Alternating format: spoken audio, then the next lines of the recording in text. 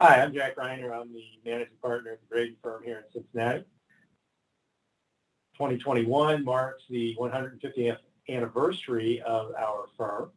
And while we are enormously proud to be celebrating that milestone, we recognize that the only reason we are is because of our clients and our community contacts and others. So to help celebrate our sesquicentennial, we decided not to look inward, but rather to look outward and talk to a number of clients that are icons in Greater Cincinnati. And we call the series Iconic Conversations.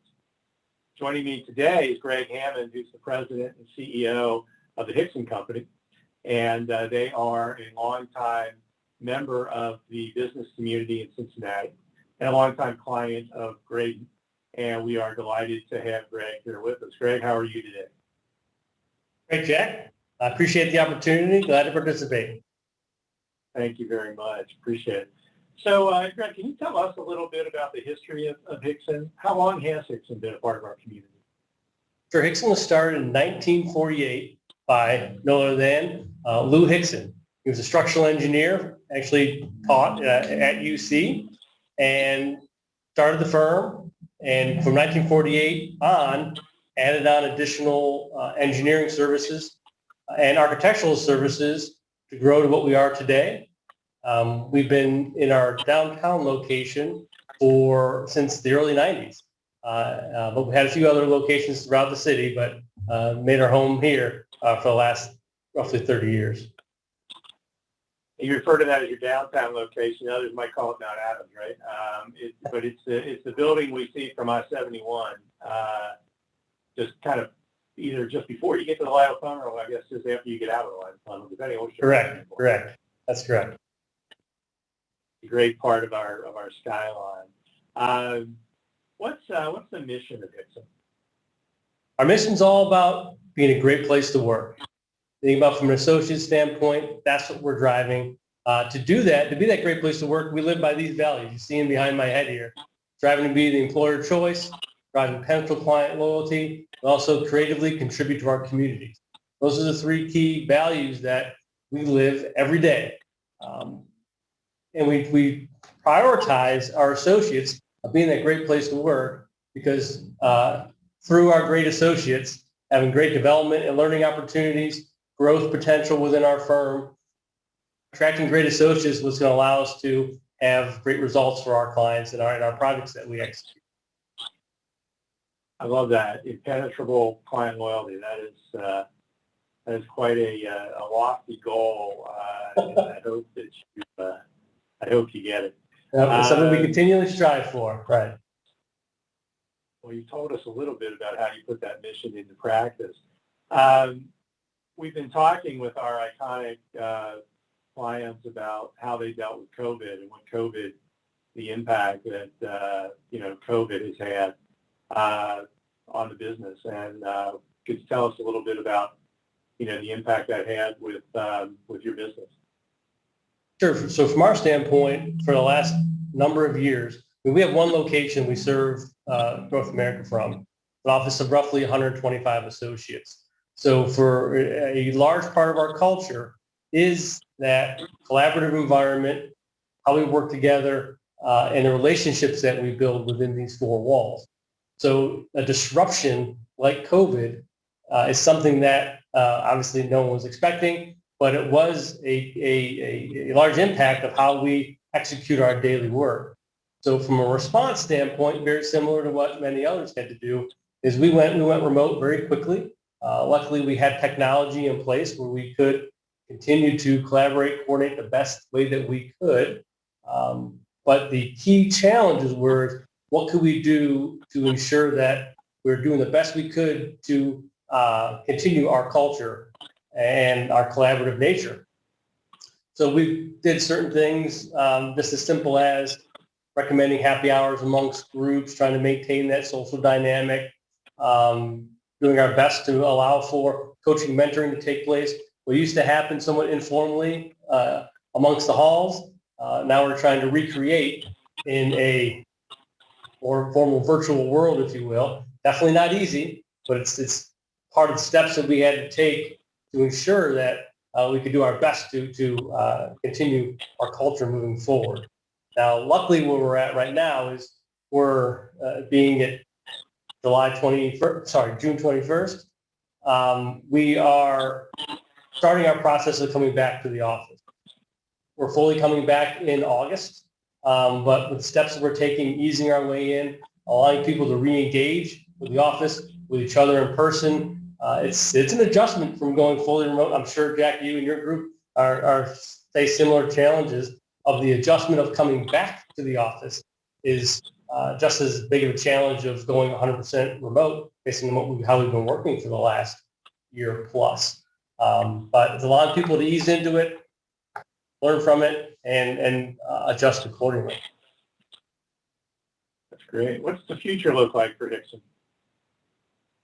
Well, the future, there's a couple things here. One, tied to the pandemic conversation again, from future standpoint is we're learning from what we've experienced over the last 15 months, plus or minus, where that from a remote work setting, there is an opportunity that we can effectively work remote. Before, we were always in the office, making sure how we were working together. But through this pandemic, we learned that it can be done. So we're allowing for some remote work, and it's going to change how we move forward. Big picture relative to from a business standpoint, right now, the architectural engineering industry is pretty hot relative to the market segments that we focus on, relative to a big one being food and beverage manufacturing and also workplace and science technology. There's a lot of activity going on, a lot of investment that is feels coming down the pipe. And because of that, there is a lot of opportunity for us. And what hasn't changed through the pandemic is we have strong partner and client relationships. That's continued through, so that's carried us through the pandemic. It's going to carry us forward. In addition to that, we're going to build new strong partner and client relationships as we move forward. We're trying out, we're expanding our level of service in process engineering. And then we're also having some activity relative to design build. Those are all things that are going to propel us forward, not only from a growth standpoint, but the key aspect of growth revenue growth is going to provide leadership development and growth opportunities for our associates. That's the why, Jack. It's not growth for growth's sake. It comes down to with revenue growth provides new opportunities for our associates to grow and develop as professionals and develop and continue their leadership path forward. That's what we have for our associates is really growth opportunities. That's what it comes down to. It comes down to being not only employer choice, it comes down to being that great place to work. That's what we're focused on there. That's fantastic. Let's talk a little bit about you. Tell us about the journey that ultimately led you to your role at Hixson. Well, 2 years back, Jack, I came down to Cincinnati to go to University of Cincinnati. And before I graduated, I happened to meet my now wife. So I actually came from Buffalo, just outside Buffalo, New York. So came down just a number of hours down here. And didn't necessarily have any ties here other than coming down for the co-op program.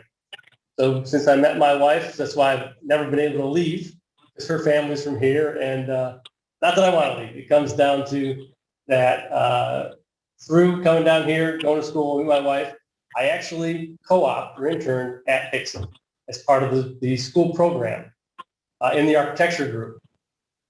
So luckily, they decided to hire me on full time.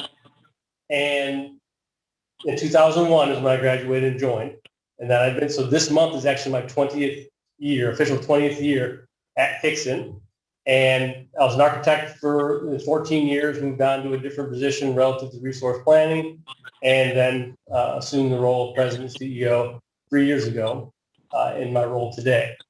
The one thing I want to highlight, I did share this earlier with our group, is that think about 2001, graduating in June, And then in September, 9/11 took place. And our industry had more or less had a big downturn because of it, as many industries did based on the economic, impact from the events of 9/11. And Hixson has always been a management by values company where that's what's going to drive our decisions and also a continuous employment commitment. So as a graduate in 2001, 3 months later, events of 9/11 happened. With a downturn in the economy for almost 2 years, I didn't have very much billable work to do, and I collected a paycheck every 2 weeks. There was a number of individuals within our company in the same scenario, and leadership at that time stuck to their management values philosophy and their continuous employment commitment and held on to all our associates. And that is the first time, more or less right out of the gate, that I experienced that management values culture, philosophy, and it really resonated with me. And that was one of the initial drive there for me to experience that, which then is one of the main reasons why I've stuck with the company so long, really latched on to that management by values philosophy, and was one of the reasons why that I pursued the position that I am in now, so that I can maintain that management values philosophy, that culture, and evolve it to where the company's going over the next 20 years. So it's all about that culture, and that management values philosophy is what drove me to pursue this position today. Great. That's a great story. That really is. And yeah, hard to believe it was 20 years ago, 9/11, but that's where we find ourselves. Is your wife an East Sider or a West Sider? She's an East Sider, if you consider Montgomery East Side. Yeah, that's East. Yeah. Gotta ask that question. What would you tell somebody if you're trying to convince them to locate in Cincinnati about the city? So I'd share with them really two things, and that's one, Cincinnati has the big city amenities such as great arts, professional sports teams, great parks, but at the same time, it has somewhat of a small city feel. When you look at that, you get everything's walkable, accessible, and close. In addition to, you look at great people as far as being open to have dialogue and people you meet just walking down the street. So it has the benefit of both of those worlds, which I think is a fantastic thing. Yeah, I think I was supposed to ask you about sports teams. Do we recall the Bengals beating the Bills a couple of times in the playoffs back in the 80s? But that's going too far back. Well, that's too far back, Jack, because in the 80s, I was 8 years old, right? So 9 years old. No one remembers that stuff, Jack. No, so we've got to. You got to remember back in the early. Well, I got to remember a little bit that far back. So it's you look at it as in the late 80s or early mid 80s is when they probably were beating the Buffalo Bills. But late 80s, early 90s is when I try to remember, because that's when we were in the Super Bowls, right? So that was our heyday. And then the one thing the Buffalo Bills and the Bengals share that have in common is that we have long stints of mediocrity and lack of winning. Now, we're both heading up the right direction. Buffalo Bills are doing pretty well. But the great thing that both of our cities have is a strong fan base, diehard fan base. There's no fair weather fans here, which is a wonderful thing. That is very true.